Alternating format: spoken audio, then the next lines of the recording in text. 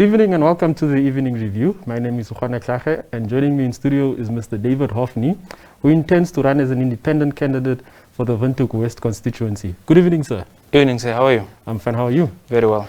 What motivated you to run as an independent, or to run as an independent candidate later this year in the local authority elections? What motivated me is that I have been living in this constituency for quite some times now. Then we have been experiencing different problems here and there. And me as an activist, I am usually an activist when it comes to the education part. So under the education sector, we have, let me just give you a brief introduction on what we have been doing. You know, Windhoek West is one of the very strategic constituency and very unique constituency because of the universities and vocational training centers that are there. Almost all the universities are found within Windhoek West. And then you see it means majority of students from all parts of the country, they are here.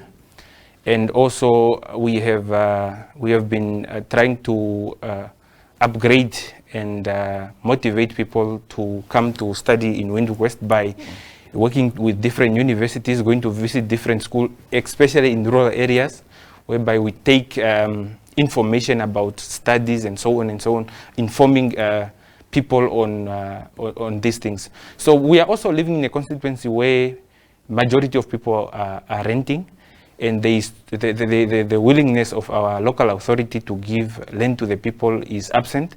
So we decided to intervene, because we can't wait any further to watch from a distance these things unfolding, the problems that are unfolding within the constituency. So we want to influence the direction of Windhoek West. And then going forward, what is your campaign message that you are giving to would-be voters that are looking at this interview? I mean, why should they vote for you in the upcoming elections? Okay, the first thing that we want to tackle in Windhoek West is safety and security, which is a very, very big problem within our constituency. We are experiencing people being robbed every day.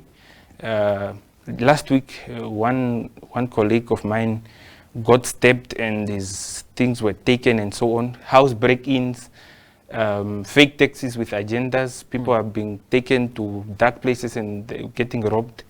So we also have areas where there are no street cameras and lights, whereby you can't see what is approaching or what is coming in front of you.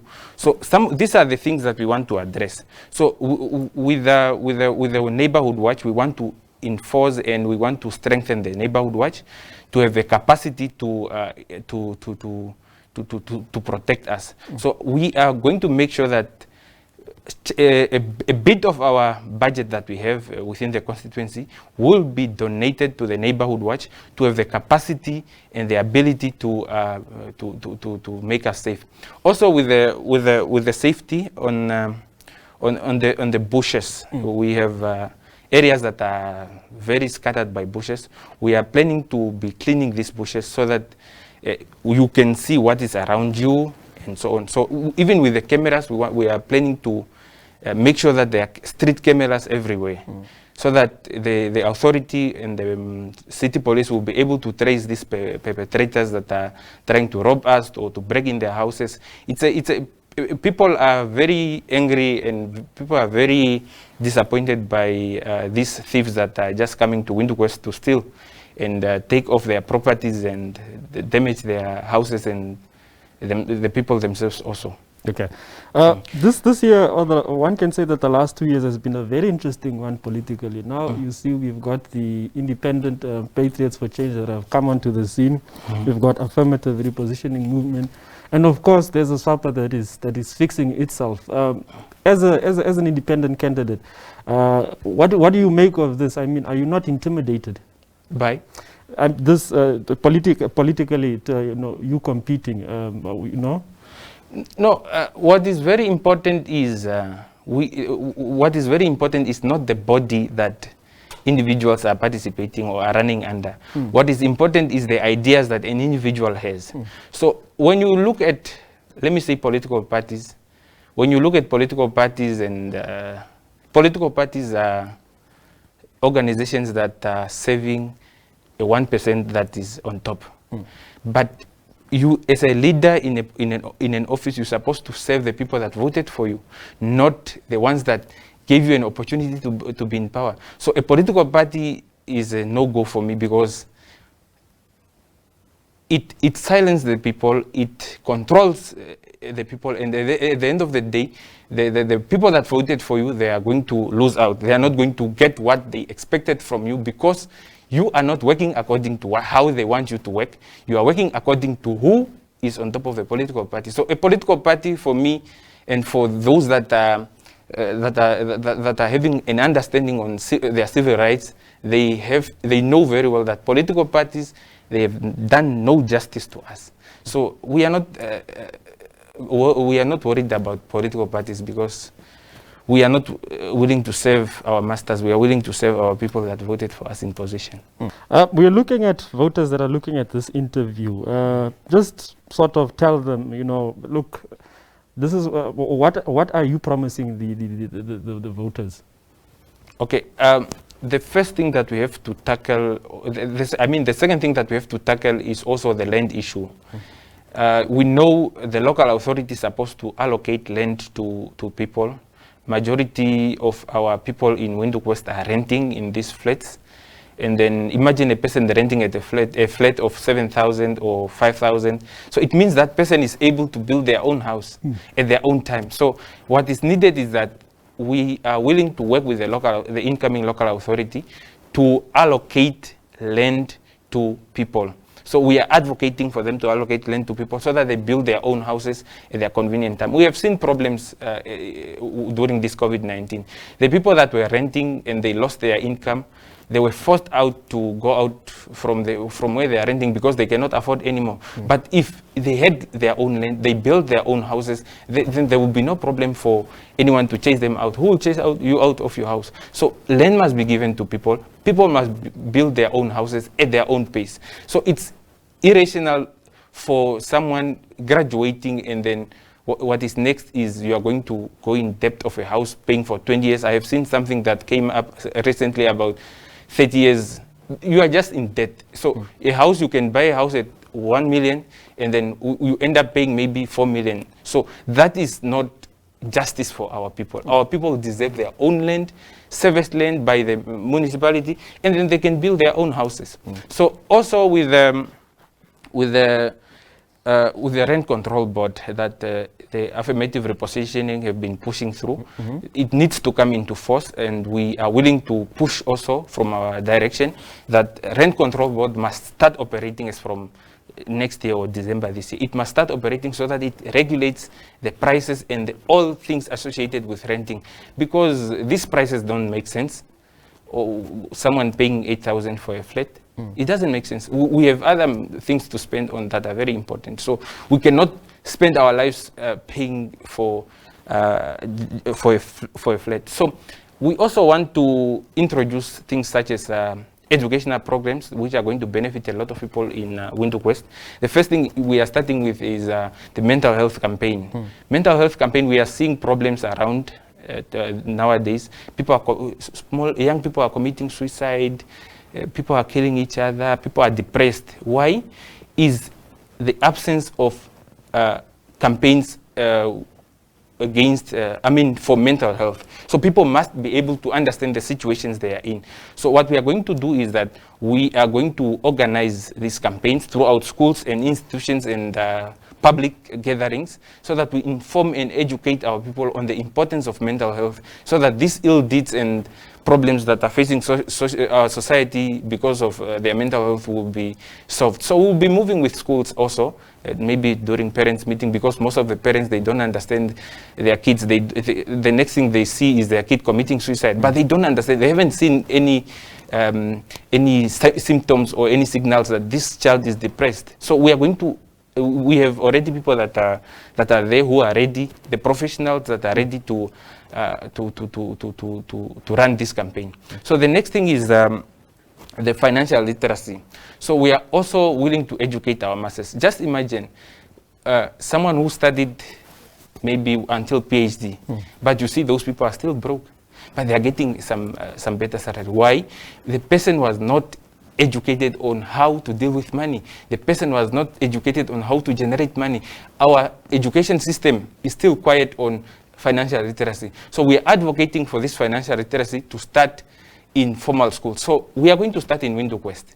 We are going to start programs that are going to educate our young ones and even old people on how to face the financial sector. What is a very sophisticated sector, but it needs understanding. So we are willing to educate our people so that because we are in school, we are at work just for money. At the end of the day, people are just doing everything for money, but you are not taught how to handle money. You are not taught how to multiply money. So we are going to tackle the issue of financial literacy. So, and also one issue is the debating tournaments and debating trainings. You see, our education system is teaching us how, not how to reason, but what to reason. So when it comes to debaters, I'm also a debater. I've been debating since 2014. So, but I have seen something. I met a lot of people, some in the south, some in the north, and some in the central part of the country. But this, especially when they were learners, these people are now at tertiary institutions. Why? Debating teach you how to reason, not what to reason. So they are always fighting with their examinations, fighting with their question papers. So we are willing to train our children that are schooling in Windhoek West with debating trainings to teach them how to reason, how to be rational, and how to be objective when it comes to either school, life, and so on. So debating is one of the very, very important activities. So then another educational program that we were supposed to start this year, August, just because of COVID-19, it didn't materialize. We wanted to play resources against each other. You see, Windhoek West, we have parents, we have students, we have graduates, unemployed graduates, and we have students that are living within. So we are going to start we are going to start a tutoring project. Tutoring project is going to benefit learners that are in school.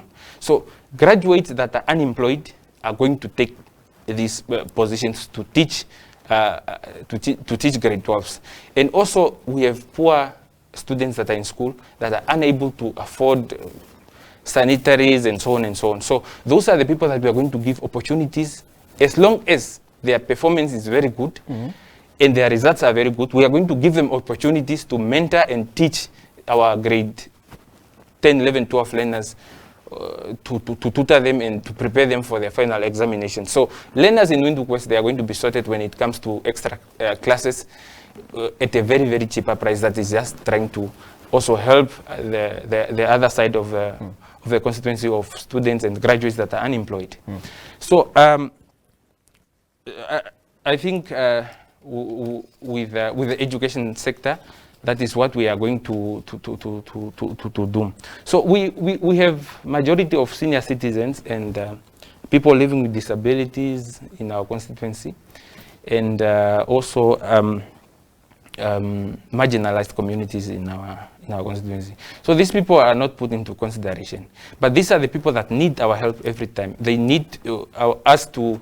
They need the government and the leaders to help them with different things. So anyone with limitations within Windhoek West, their priorities comes first to us. So our office will be open for these people. We are going to help these people, especially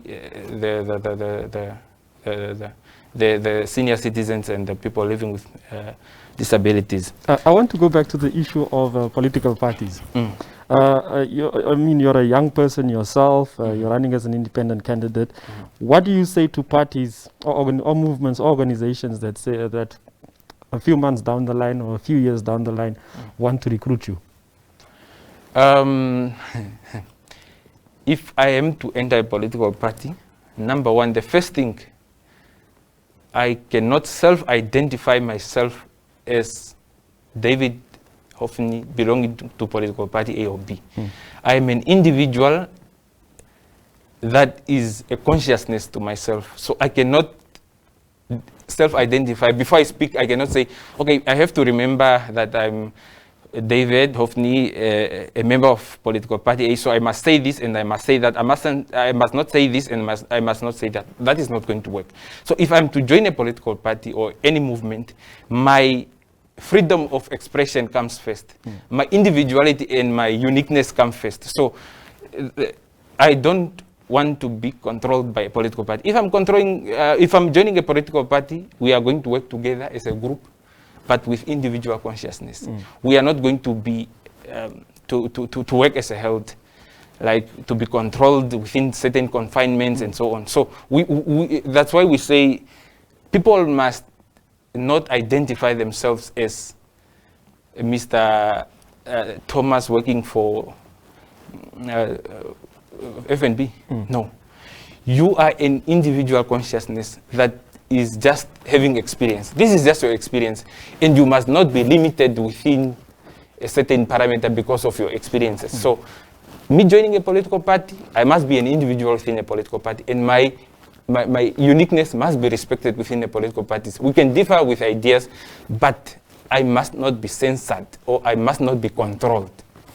Have there been such offers on the table lately to see you join a political party or movement? No. I was never approached by any political party or organization asking me to join. But you see, it's not about joining, it's also about sympathizing and also contributing your ideas. So as for me, I have been attending the affirmative repositioning activities, some of the activities I've been attending, but you can see that yes, these people have an idea on how they can transform society, and they have been there. You can see the ideas. So, but I was never approached by a political party, but I do sympathize with organization. So I can support this, I can support this, I can disagree with this, I can disagree with this, but it doesn't mean that I'm against you or I'm part of your organization. Yes. And then any concluding thoughts from your part? Yeah, my concluding part is that we must fight for what is right. We must be, as I said, individual consciousness without being controlled by any politicians or anyone. So when we are entering these public offices, we must be able to serve the majorities that voted for us. Not the few being served by the majority, but the majority being served by the few. So I'm just urging people in Windhoek West to listen to what I'm saying, and then they can decide whether I'm the suitable candidate so that we can transform Windhoek West and reform Windhoek West as we are seeing these problems every day. So yeah, one man cannot change the world, but one man can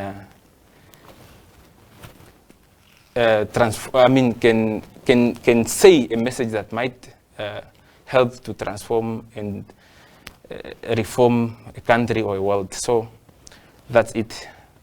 All the best in your campaigning going forward. Thank you, sir. Thank you for tuning into the Evening Review. Please stay tuned for the weather. Good night.